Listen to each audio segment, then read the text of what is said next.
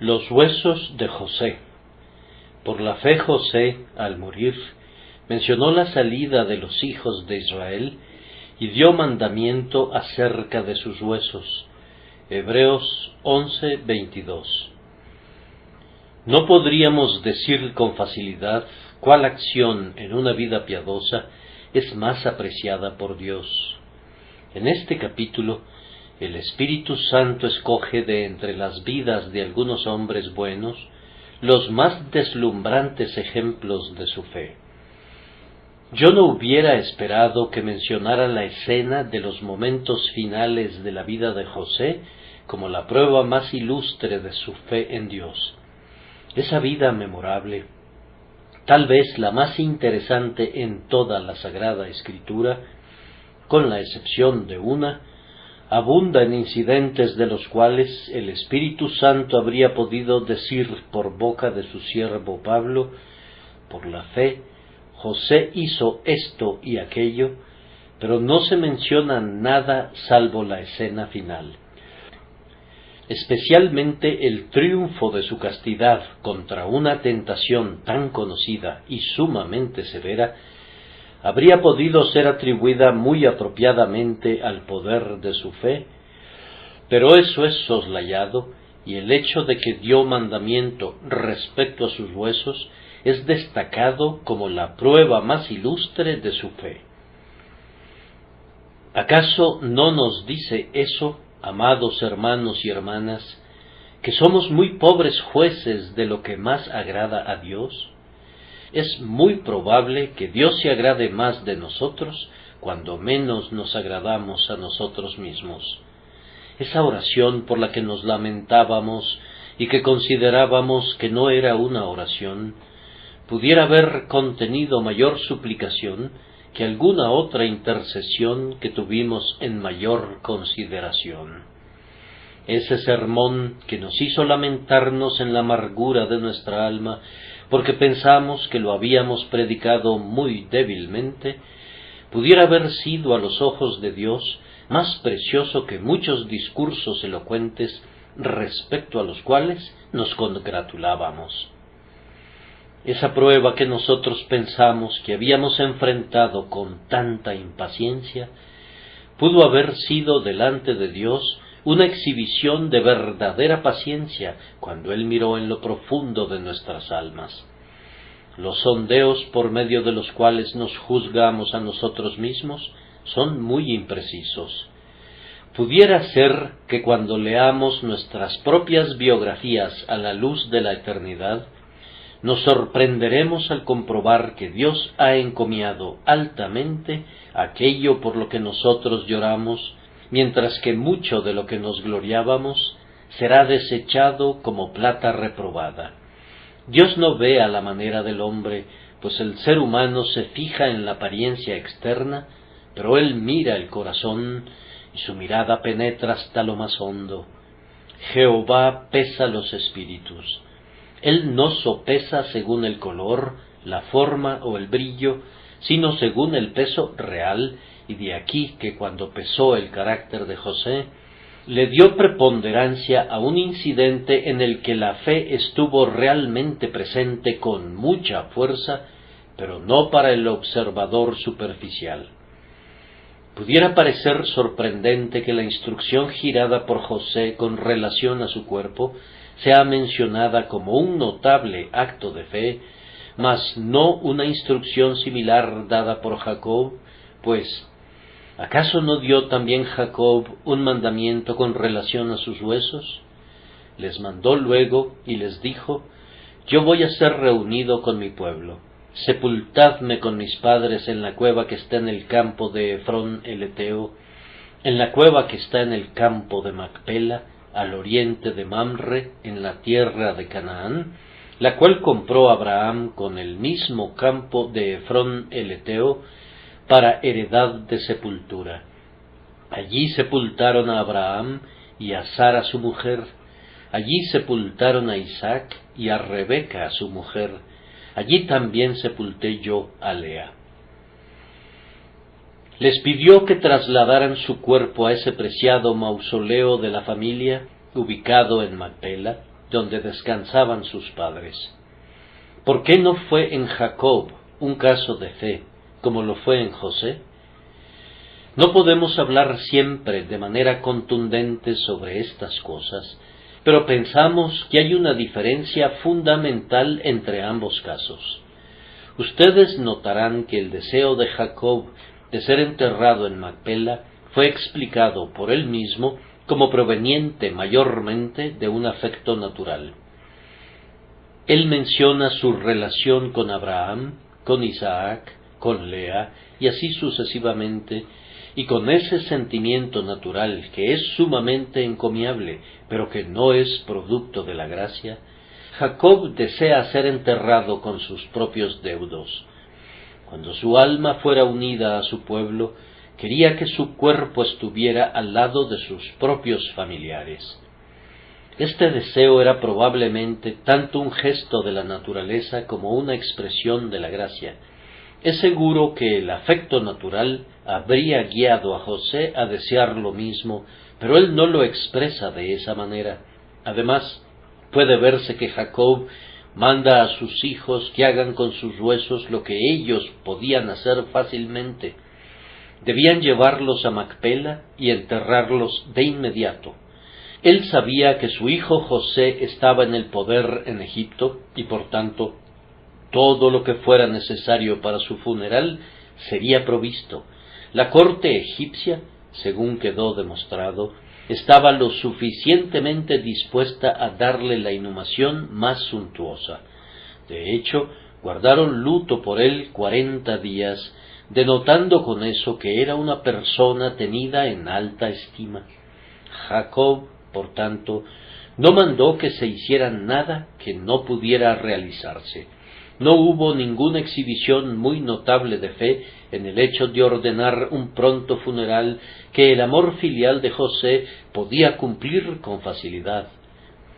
Toma inmediata posesión de su sepulcro en Canaán, y por muy excelentes razones no pide permanecer insepulto hasta que Canaán sea poseída por sus descendientes.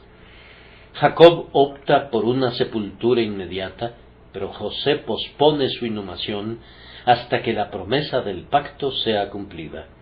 José no sólo deseaba ser enterrado en Macpela, que era la naturaleza, sino que no quería ser sepultado allí hasta que la tierra fuera poseída, lo cual era una exhibición de la gracia de la fe. José deseaba que su cuerpo insepulto compartiera con el pueblo de Dios su cautividad y su retorno.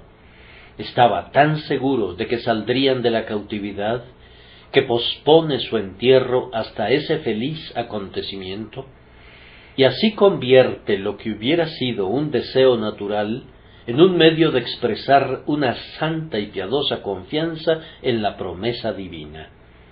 Fue fe en Jacob, pero fue fe notable en José, y Dios, que no mira simplemente el acto, sino el móvil del acto, se ha complacido en no dejar constancia de Jacob como un ejemplo de fe en el último trance, en este tema particular de sus huesos, y en loar a José por exhibir en la agonía un memorable grado de confianza en la promesa. Probablemente la fe de Jacob al morir, aplicada a otros asuntos, superaba en brillo a su fe en conexión con su entierro, mientras que en su hijo preferido ese asunto fue la prueba principal de la fe. Ahora vamos a examinar este incidente con mayor detalle y vamos a encontrar en él valiosas lecciones. Que el Espíritu Santo las escriba en nuestros corazones. Creo que advierto en estas palabras de José en su lecho de muerte, primero, el poder de la fe. Veo, en segundo lugar, las operaciones de la fe, las formas en que esta preciosa gracia se encarna, y, en tercer lugar, veo un ejemplo para nuestra fe cuando nos corresponda morir. En el texto observo un ejemplo del poder de la fe, la resistencia de la verdadera fe bajo tres notables formas de prueba. Primero, el poder de la fe sobre la prosperidad mundana. No sois muchos sabios según la carne, ni muchos poderosos, ni muchos nobles. Esas palabras son muy ciertas, pero nunca se dijo, ningún gran hombre, ningún hombre poderoso es escogido. Dios ha escogido a unos cuantos en lugares de riqueza y de poder y de influencia, que tienen fe en sus corazones y la tienen en un grado eminente. Nuestro Señor nos dijo que es más fácil pasar un camello por el ojo de una aguja que entrar un rico en el reino de Dios, pero agregó, para los hombres esto es imposible, mas para Dios todo es posible.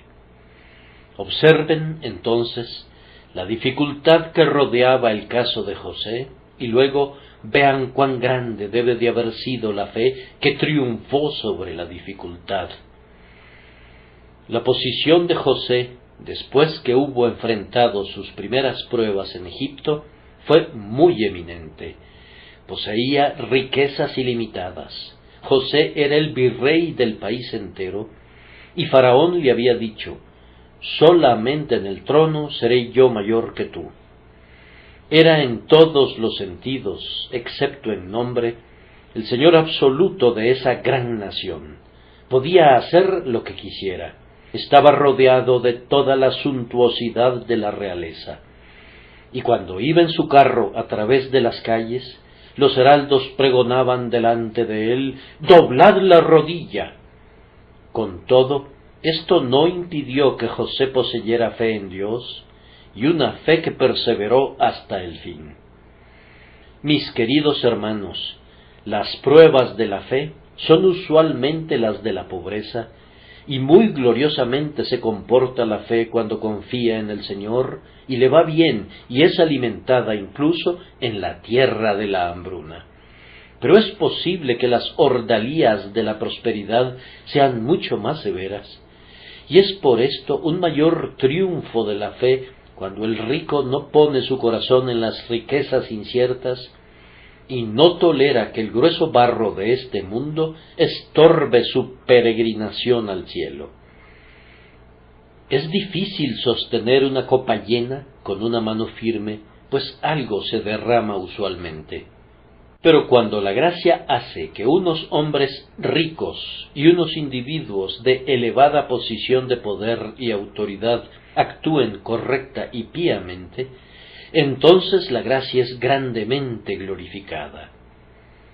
Ustedes que son ricos deberían ver su peligro, pero dejen que el caso de José les sirva de aliento. Dios les ayudará. Busquen su misericordiosa ayuda. No hay necesidad de que sean mundanos. No es necesario que hundan lo israelita en lo egipcio.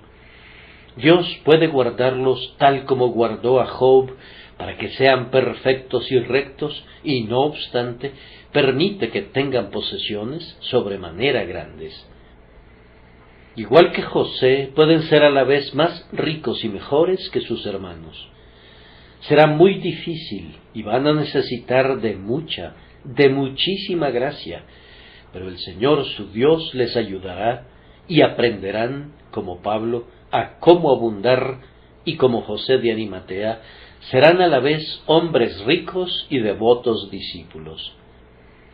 Hemos de recordar también que José no sólo fue probado por las riquezas, sino que la prueba duró toda su vida, casi desde sus primeros días y hasta la conclusión de su carrera. Yo supongo que durante unos 60 o 70 años por lo menos, ocupó la posición equivalente a virrey y gobernador de Faraón de Egipto, con toda la riqueza de ese grandioso pueblo a sus pies, y a pesar de ello, todo ese tiempo permaneció fiel al Dios de sus padres en su corazón. Que Dios les dé una fidelidad semejante a quienes ocupan elevados cargos entre ustedes, que permanezcan inconmovibles aún bajo la más prolongada tentación. Recuerden, además, que la sociedad en la que José se vio insertado por su posición en Egipto era del peor tipo en cuanto a la religión espiritual, pues todos los egipcios eran idólatras, adoradores de toda clase de animales vivos y de reptiles. Un escritor satírico dijo de ellos: «Oh pueblo dichoso que cultiva sus dioses en sus propios jardines», pues adoraban incluso a los puerros y a las cebollas. Se trataba de un pueblo sumamente idólatra, y aunque superaba ampliamente a sus vecinos en civilización, estaba ubicado muy abajo en la escala de la religión. Nos parece ver en José, por aquí y por allá, trazas de haber sido dañado por los hábitos y costumbres de los egipcios, pero sin llegar al extremo que uno hubiera esperado, ni tan dañado como para hacernos sospechar de su fidelidad al único Dios. Debe de haber habido una considerable profundidad de santidad en el joven, ya que de otra manera habría sido incapaz de vivir en la corte, y en una corte idolátrica, preservando su integridad y su fe en Jehová, el Dios de Israel. No olviden que durante una parte sustancial de ese tiempo, José no tenía ni una sola persona de su propia fe con quien relacionarse. Consideren cuán grande prueba debe de haber sido para él.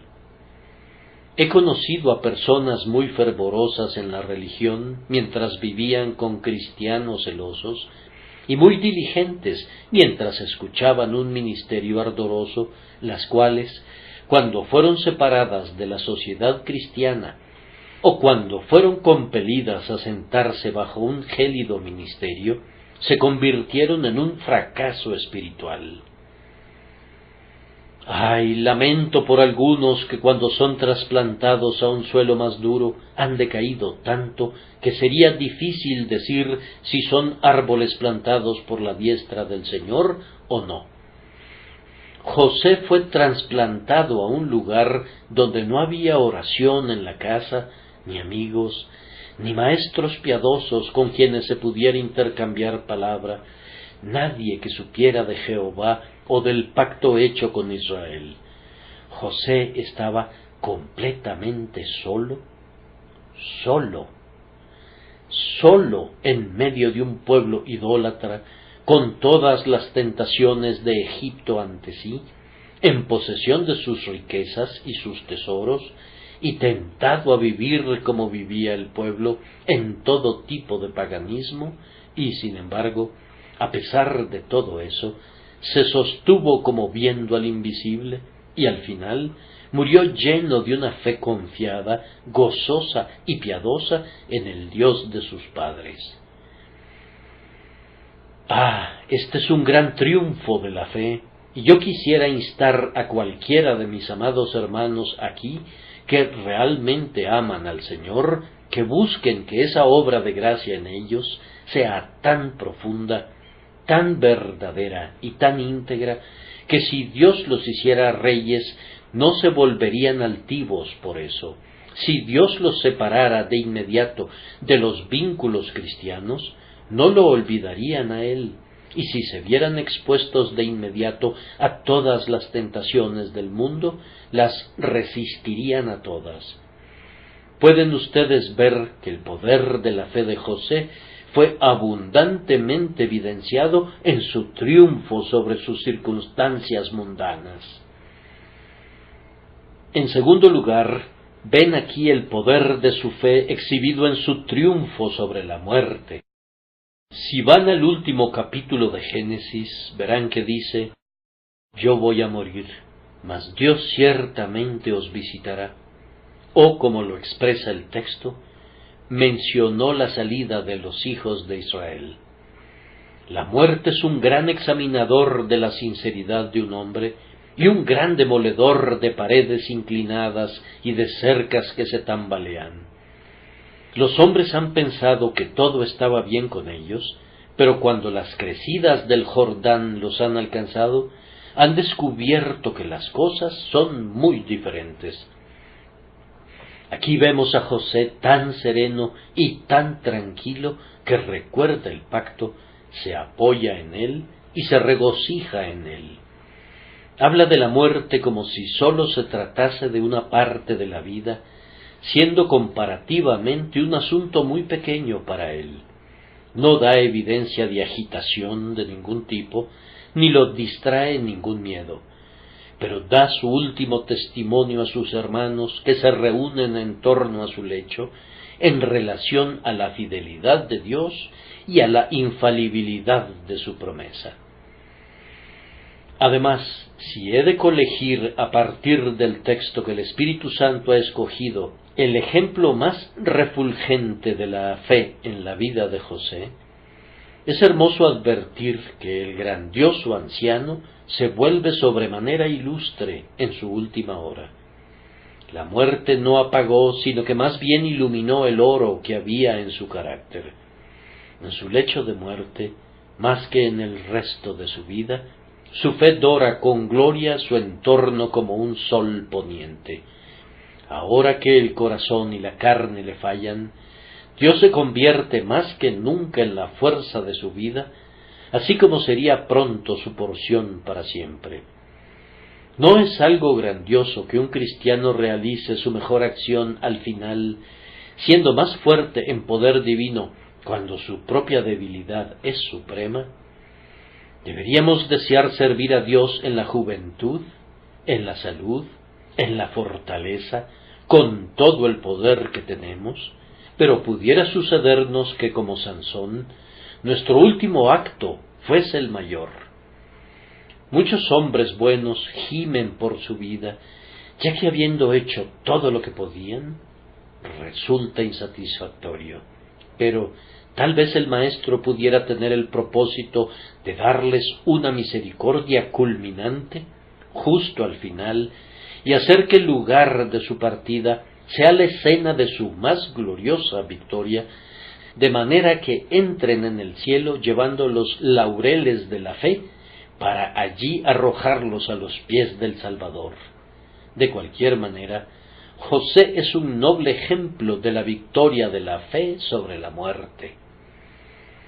Además, aquí hay una prueba del poder de la fe cuando se ríe de las improbabilidades. Si piensan al respecto, parecía muy improbable que los hijos de Israel salieran de Egipto. Tal vez en el tiempo en que José murió, no se veía ninguna razón por la que debieran salir. Estaban establecidos en Gosén, habían sido favorecidos con esa porción de la tierra.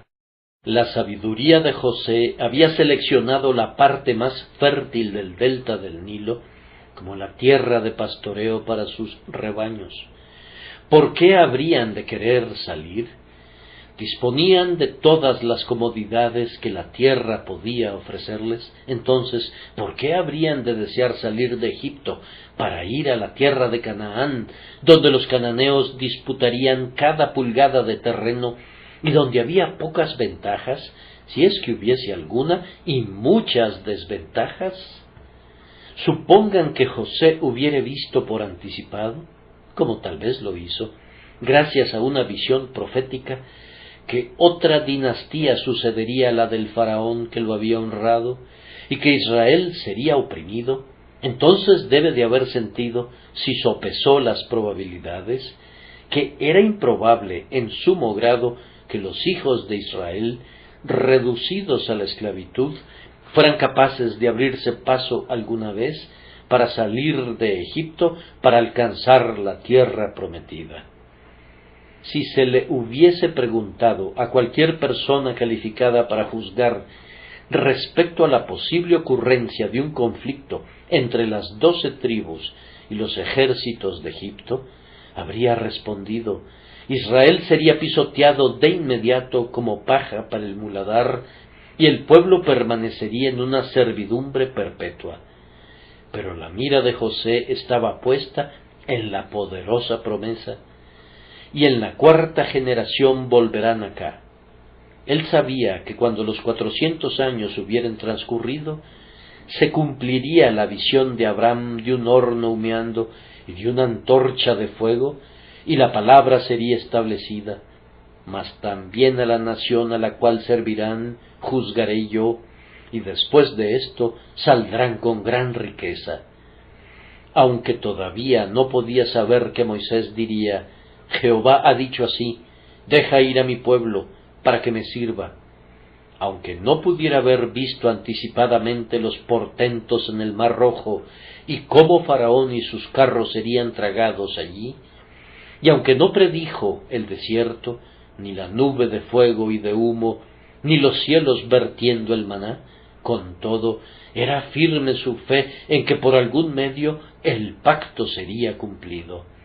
Las improbabilidades no eran nada para él, y las imposibilidades tampoco. Dios lo ha dicho, y José lo cree. En su lecho de muerte, cuando la imaginación se extingue y la fuerte ilusión afloja su puño de hierro, la fe verdadera y segura del hombre de Dios se alzó a su nivel y como la estrella vespertina proyectó una dulce gloria en la escena. Hermanos míos, que poseamos nosotros la fe que triunfará sobre todas las circunstancias, sobre los dolores de la muerte y sobre toda improbabilidad que pudiera estar aparentemente conectada con la palabra. En nuestro segundo encabezado vamos a esforzarnos por mostrarles las operaciones de la fe. En este caso, José da mandamiento concerniente a sus huesos. El primer fruto de la fe en José fue este: no quería ser un egipcio. No se le había pedido que fuera un egipcio bajo el yugo. Cualquiera habría podido rechazar eso. No se le había pedido que fuera un egipcio de clase media. Eso habría podido ser deseable desde un punto de vista mundano. Pero José tenía la oportunidad de ser un egipcio de la clase más alta. En realidad, él fue exaltado casi a un rango real y habría podido convertirse en un egipcio naturalizado junto con su familia. En la providencia de Dios, fue llamado a aceptar los honores y emolumentos de un cargo sobremanera señorial, pero aún así, José no quería ser un egipcio, ni siquiera según los mejores términos. Su lecho mortuorio le proporcionó una ocasión decisiva, una oportunidad para dar testimonio de que él es un israelita y de ninguna manera un egipcio. José no dudó, su elección nunca claudicó. Sin duda habría contado con una tumba muy suntuosa en Egipto, pero no quiere ser enterrado allí, pues no es un egipcio. En Saqqara, muy cerca de la gran pirámide del faraón Apophis, está hasta este día la tumba de un príncipe cuyo nombre y títulos están descritos en escritura jeroglífica. El nombre es Eitzuf, y de entre sus muchos títulos escogemos dos: director de los graneros del rey, y el otro es un título egipcio, Abrek. Ahora bien, esta última palabra se encuentra en la escritura y es la expresión que se traduce como doblad la rodilla. Es más que probable que este monumento fuera preparado para José, pero él declinó el honor. Aunque su lugar de descanso habría sido justo al lado de la pirámide de uno de los monarcas más grandes de Mizraim, con todo, él no quiso aceptar la dignidad, no quiso ser un egipcio. Esta es una de las invariables obras de la fe en un hombre de riqueza y de rango. Cuando Dios lo coloca en unas circunstancias en las que podría ser un mundano de primer orden, si su fe es genuina, dice: no voy a ser contado con el mundo, ni siquiera a este precio.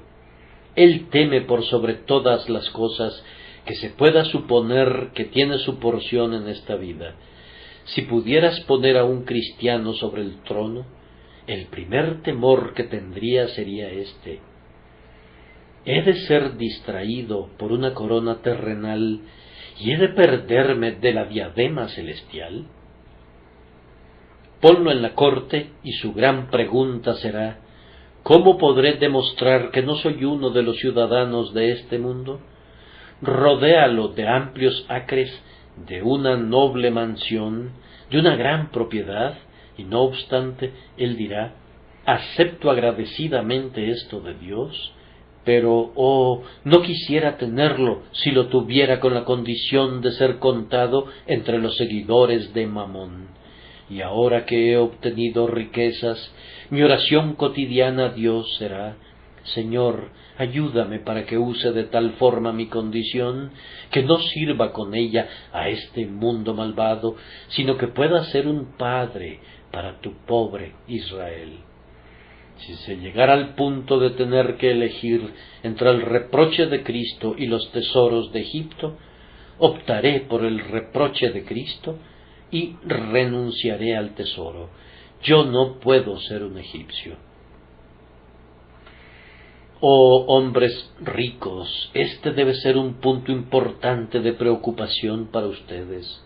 Demuestren que no son mundanos. Tú tienes que frecuentar la casa de cambio, visitar el banco, manejar grandes sumas de dinero, pero no seas un gambusino, un buscador de oro, no seas abarcador ni codicioso. Demuestren que si bien están en Egipto, ustedes no son egipcios. Que esta sea su oración, que Dios me conceda que nunca viva de tal manera que sea confundido con un hombre de este mundo que tiene su porción en esta vida. Mi porción está arriba, prescindiendo de lo que pudiera disfrutar aquí, el cielo es mi herencia. Noten a continuación que su fe lo apremiaba a tener comunión con el pueblo de Dios. No sólo rehúsa ser mundano, sino que confiesa que es un israelita. Tal vez me digan que sólo tuvo comunión con ellos en su muerte. Con todo, no piensen con demasiada ligereza con respecto a eso. Él renunció al funeral con el que Egipto le habría distinguido y prefirió esperar largos años para que su propio pueblo celebrara sus exequias. Pero les ruego que recuerden que no era la primera vez que José había mostrado compañerismo para con sus hermanos. Esto no fue sino la conclusión de una vida entera de comunión con ellos. Es verdad que no cayó en la pobreza, pues no era necesario que cayera, pero los hizo partícipes de su riqueza. Dios, en su providencia, había decretado que José fuera un hombre rico y un hombre de rango y posición, y él evidenció su compañerismo para con Israel, llevando a su padre y sus hermanos a Gosén, y proveyéndoles allí, y estuvo siempre listo para abogar por ellos y hacer lo mejor que podía para promover sus intereses. Ahora bien, una señal de fe en el cristiano es esta: si es pobre, comparte alegremente la suerte de los pobres de Dios, pero si fuese rico, está consciente de que está colocado en una posición de mando para poder ayudar mejor a sus hermanos y tiene comunión con ellos a través de su constante benevolencia con ellos. Si fuese necesario que demuestre alguna vez su verdadero compañerismo al punto de tener que renunciar por completo a su posición, lo haría alegremente para ser contado con el pueblo despreciado de Dios. Me parece a mí que José no se avergonzó nunca de reconocer a su propia raza y nunca dejó de decirles a los egipcios en los momentos apropiados: yo no soy uno de ustedes, allá está mi familia, en Gosén. Como sabía que su familia sería despreciada y perseguida posteriormente, les dijo: conserven mis huesos de tal manera que cuando los degraden a ustedes, también me degraden a mí. Voy a permanecer con ustedes en todas sus futuras aflicciones, pues soy uno de ustedes. La verdadera fe hace decir al Hijo de Dios: yo soy del pueblo de Dios, mi alma está ligada a ellos en cualquier circunstancia. A donde quiera que tú fueres, iré yo, y donde quiera que vivieres, viviré. Tu pueblo será mi pueblo, y tu Dios mi Dios. donde tú murieres, moriré yo, y allí seré sepultado. En el caso de José, su fe le condujo a una abierta confesión de su confianza en la promesa de Dios. En su lecho de muerte dijo: yo voy a morir, mas Dios ciertamente os visitará y os hará subir de esta tierra. También dijo: los traerá a la tierra que juró a Abraham, a Isaac y a Jacob. La fe no puede estar muda.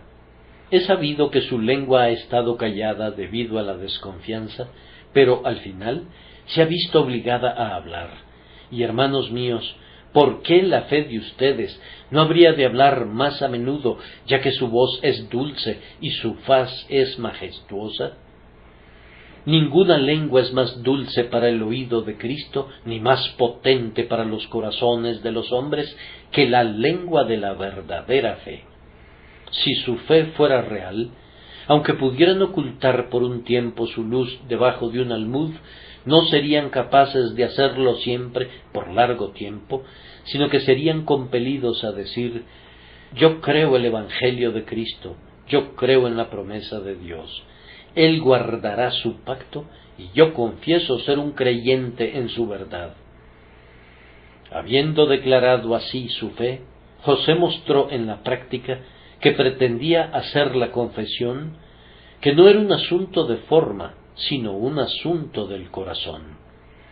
Yo no sé de qué mejor manera podría haber mostrado su fe práctica en el hecho de que Dios sacaría al pueblo de Egipto, que diciendo: guarden mis huesos aquí, no los entierren hasta que ustedes mismos vayan a Canaán, una vez que hayan salido de Egipto para siempre y tomado posesión del país de su pacto.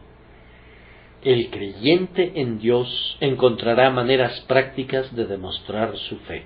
La declarará mediante una abierta confesión, pero también la manifestará escogiendo alguna forma de servicio en la que su fe será puesta a prueba.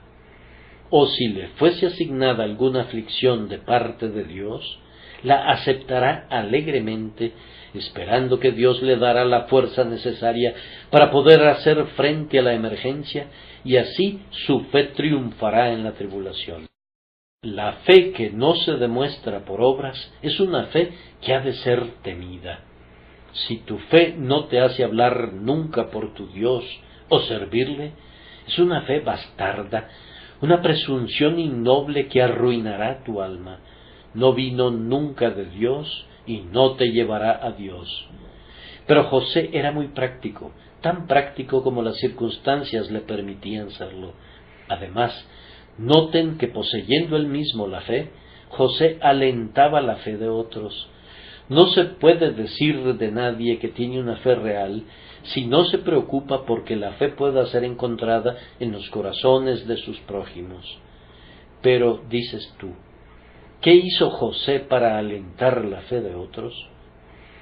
Bien, hizo que sus huesos se convirtieran en un sermón permanente para los hijos de Israel.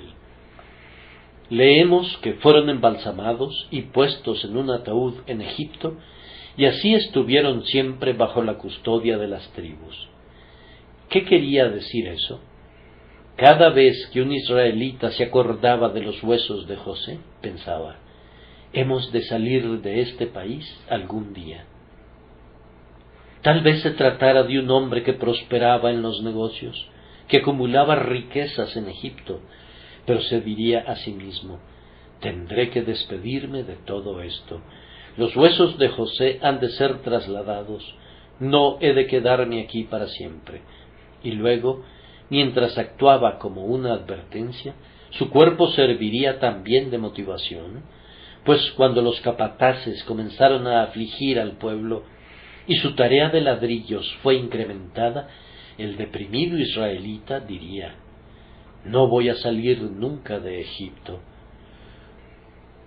Pero otros dirían: José creía que lo haríamos. Ahí están todavía sus huesos insepultos.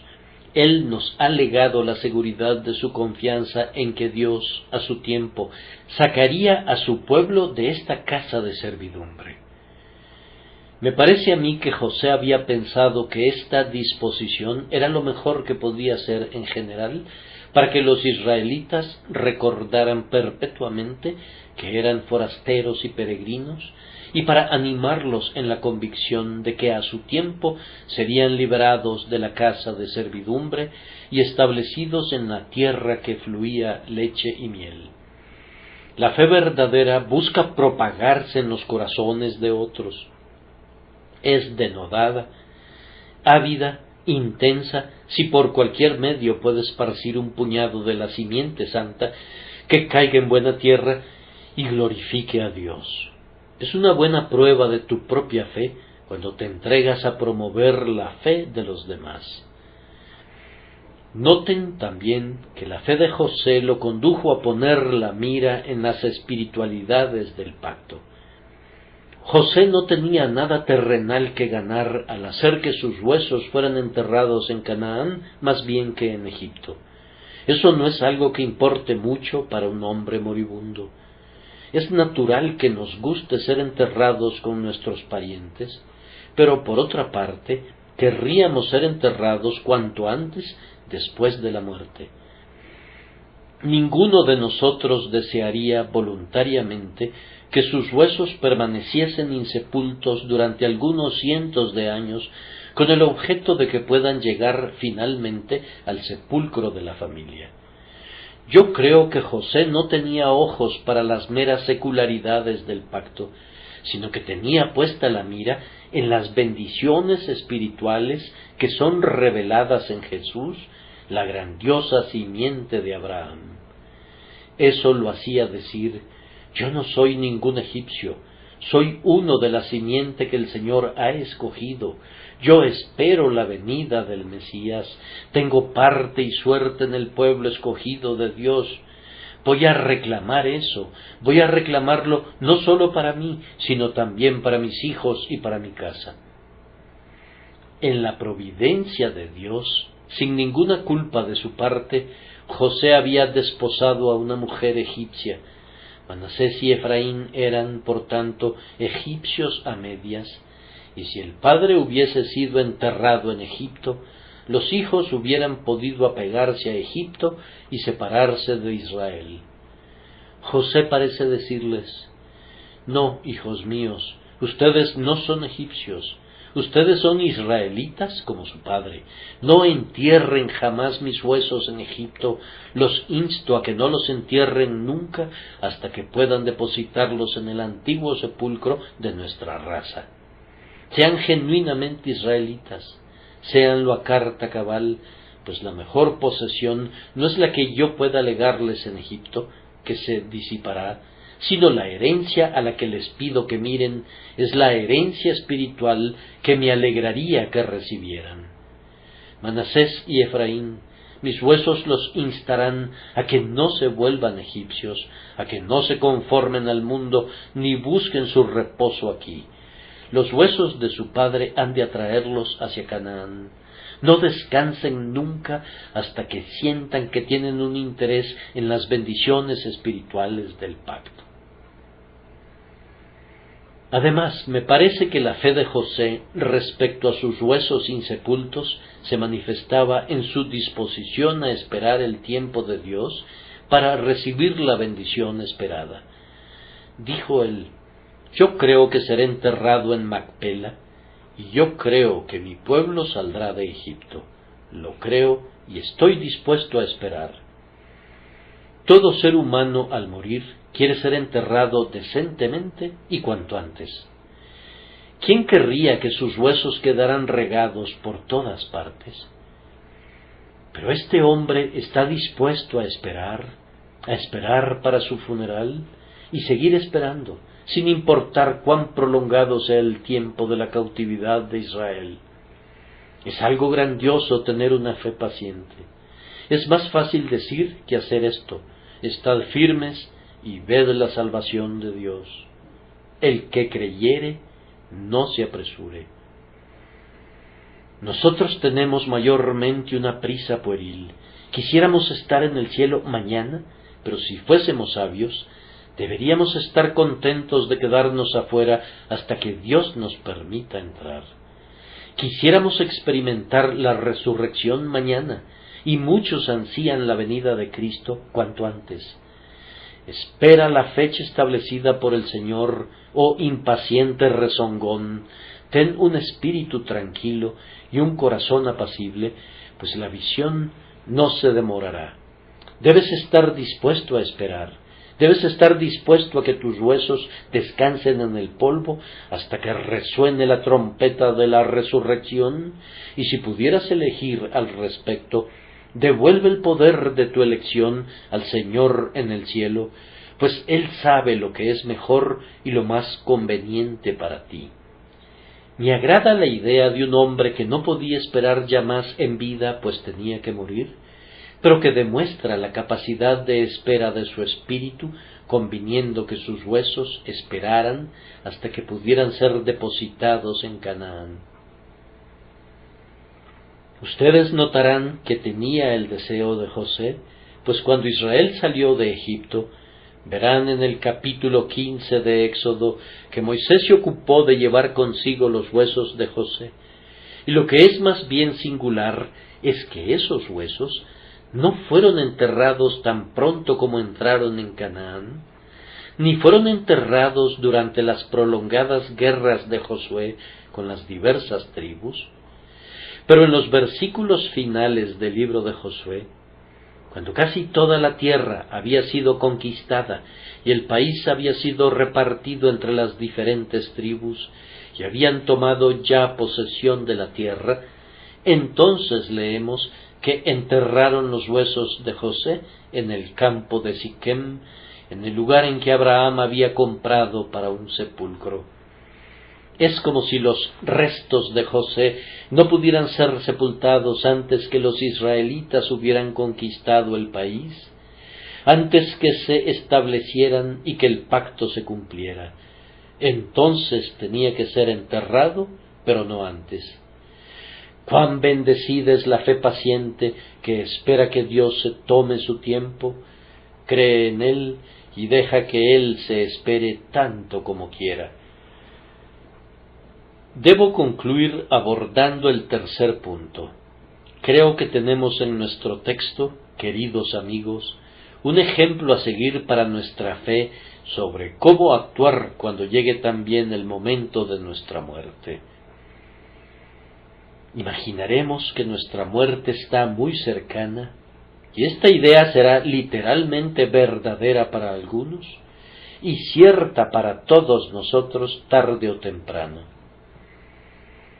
¿Cuál habrá de ser mi consuelo cuando esté a punto de morir? Vamos, permítanme preparar mi último mensaje antes de morir. Ahora reflexionen en esto. Primero, yo quisiera imitar a José, extrayendo mi consuelo del pacto, pues eso hizo él. Ese mandamiento respecto a sus huesos lo hizo únicamente porque creía que Dios guardaría su pacto con su pueblo y que lo sacaría de Egipto. Que ustedes y yo seamos capaces de decir con David: no es así mi casa para con Dios, sin embargo, Él ha hecho conmigo pacto perpetuo, ordenado en todas las cosas, y será guardado.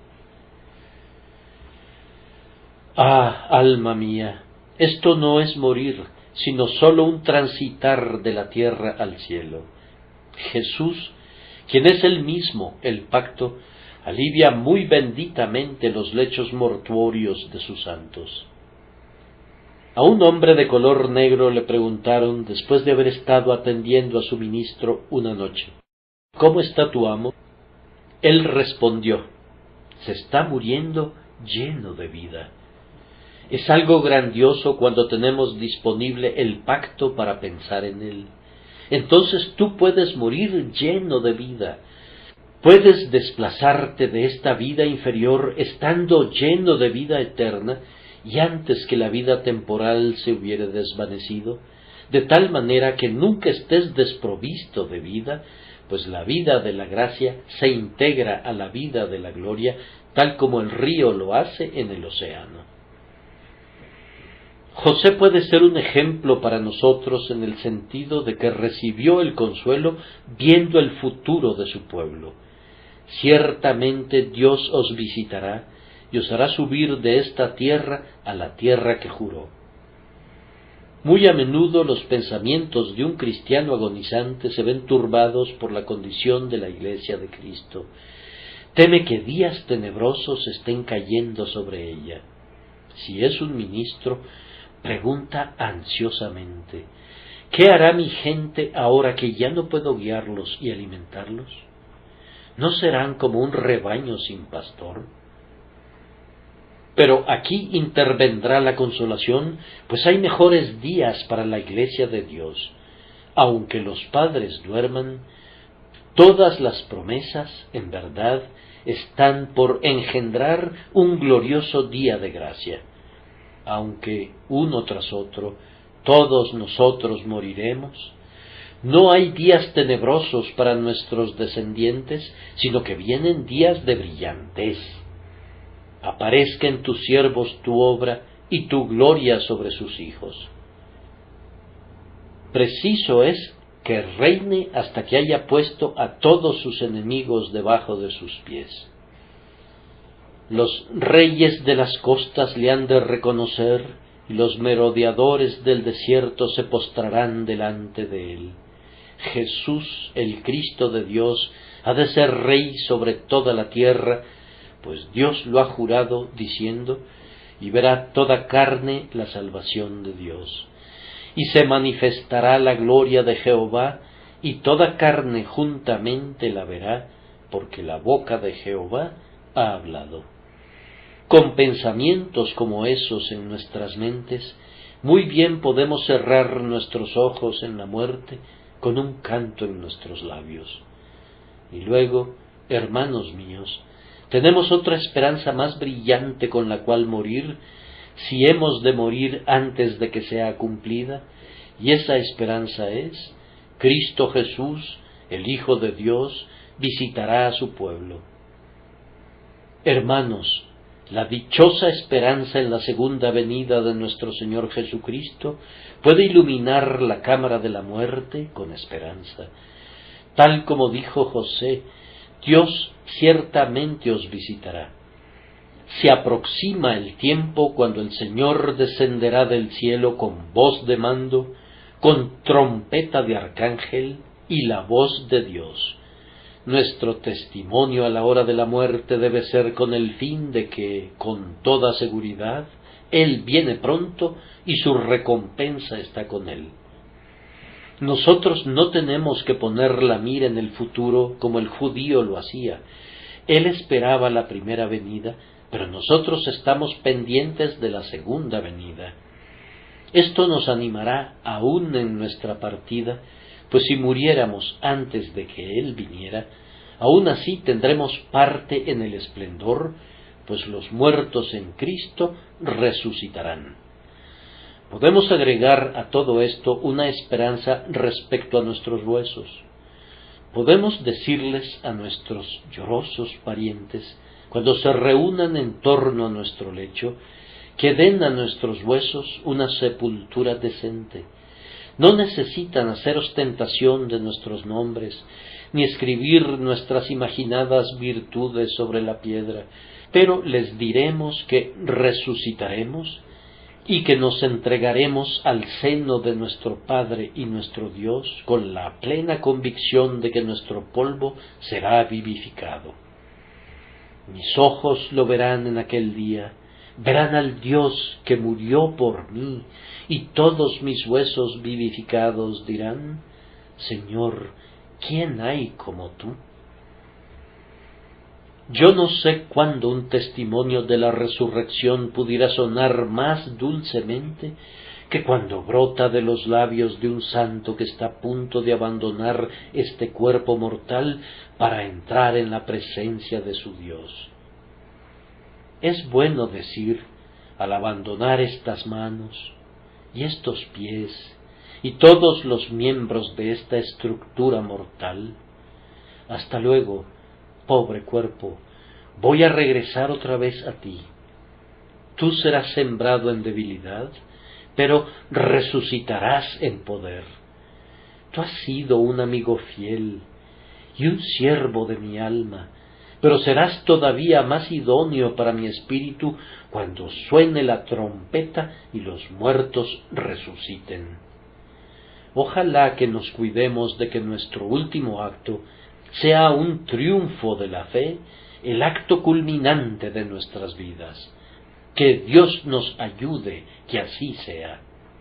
Amados, hay una triste reflexión, es decir, que no podemos esperar morir triunfalmente a menos que vivamos obedientemente. No podemos esperar mostrar fe en los momentos de nuestra muerte si no tenemos fe ahora. Que Dios te conceda fe, oh incrédulo.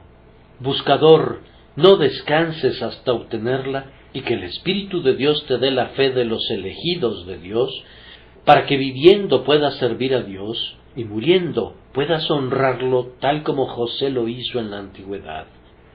Que el Señor los bendiga, queridos amigos, por Jesucristo nuestro Señor. Amén.